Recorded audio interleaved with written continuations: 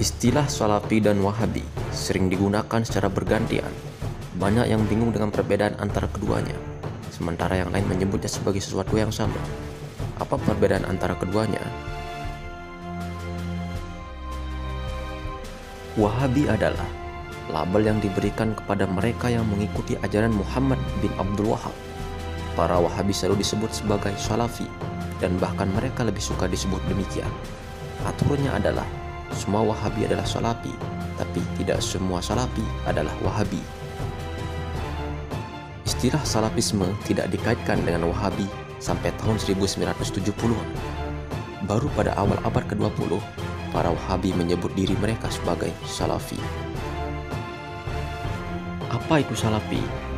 Penggunaan istilah Salafi saat ini mengacu pada mereka yang memeluk Salafisme. Di Indonesia mereka dikenal sebagai penganut manhaj salaf. Salafiyah dikenal sebagai manhaj jatuh jalan para salaf. Orang-orang Salafi adalah muslim yang menganjurkan penafsiran benar dan literal dari ajaran Islam sebagaimana diperintahkan oleh Nabi Muhammad SAW dan kemudian dipraktikkan oleh para pendahulu yang soleh yang dikenal sebagai salafus soleh. Seperti yang dijabarkan Muhammad Abduh Tausikal, salaf menurut para ulama adalah sahabat Nabi, tabi'in, dan tabi'ut tabi'in. Tiga generasi awal inilah yang disebut dengan salafus soleh atau orang-orang terdahulu yang soleh. Sebagaimana hadis Rasulullah SAW, sebaik manusia adalah generasiku, kemudian generasi sudahnya, kemudian generasi sudahnya lagi. Hadis riwayat Ahmad.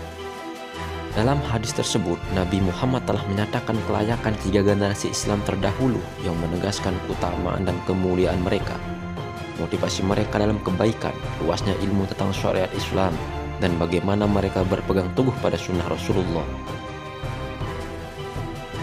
Apa itu Wahabi? Wahabi adalah orang yang mengikuti Wahabisme atau ajaran Muhammad bin Abdul Wahab. Abdul Wahab lahir di Najd pada 1703 di Uyainah di Arab Saudi saat ini. Dia tumbuh dalam suasana di mana ada kemerosotan luas dalam keyakinan dan praktik muslim. Banyak muslim telah jatuh ke dalam tindakan yang dianggap syirik. Ibnu Abdul Wahab berusaha mereformasi umat Islam di wahfanji Islam yang benar dan menyingkirkan tindak-tindakan yang dianggapnya sesat. Wahabi tidak suka istilah Wahabiyah atau disebut sebagai Wahabi. Mereka lebih suka disebut Al-Muwahhidun atau Salafiyun. Namun seiring berjalannya waktu, para pengikut Abdul Wahab lebih menyukai istilah Salafiyun yang lebih umum, yang menandakan kepatuhan pada keyakinan dan praktik yang dicontohkan Nabi Muhammad dan tiga generasi pertama muslim, yaitu para sahabat, khulafaur rasyidin, tabi'in dan tabi'ut tabi'in. Wahabisme secara sederhana berarti ajaran Muhammad bin Abdul Wahab yang juga menunjukkan ideologinya. Oleh karena itu secara linguistik, seorang Wahabi adalah orang yang menganut Wahabisme. Muhammad bin Abdul Wahab mulai menyerukan kebangkitan Islam di antara orang-orang Badui Najd selama abad ke-18. Idenya ditolak di pusat-pusat pemberadaan Islam seperti Al-Azhar yang menyebut naif dan keliru hingga dianggap sebagai bentuk penistaan. Abdul Wahab menganggap kemunduran dunia muslim disebabkan oleh inovasi asing yang merusak, bid'ah, termasuk modernisme Eropa. Selain unsur-unsur Islam tradisional yang tadinya asing bagi kaum Badui Najd yang terisolasi, dia mendorong dilakukannya pembersihan pengaruh ini untuk kebangkitan Islam. Pengakuan Abdul Wahab menempatkan penekanan utama pada tauhid atau monoteisme, mengacam praktik tradisional muslim sebagai syirik. Dia juga menekankan pentingnya jihad. Meskipun Salafisme dan Wahabisme dimulai sebagai dua gerakan yang berbeda, dukungan Raja Faisal dari Arab Saudi atas pan-Islamisme Salafi menghasilkan penyerbukan silang antara ajaran Abdul Wahab tentang tauhid, syirik dan bid'ah serta interpretasi Salafi tentang hadis. Beberapa Salafi menominasikan Abdul Wahab sebagai salah satu salaf,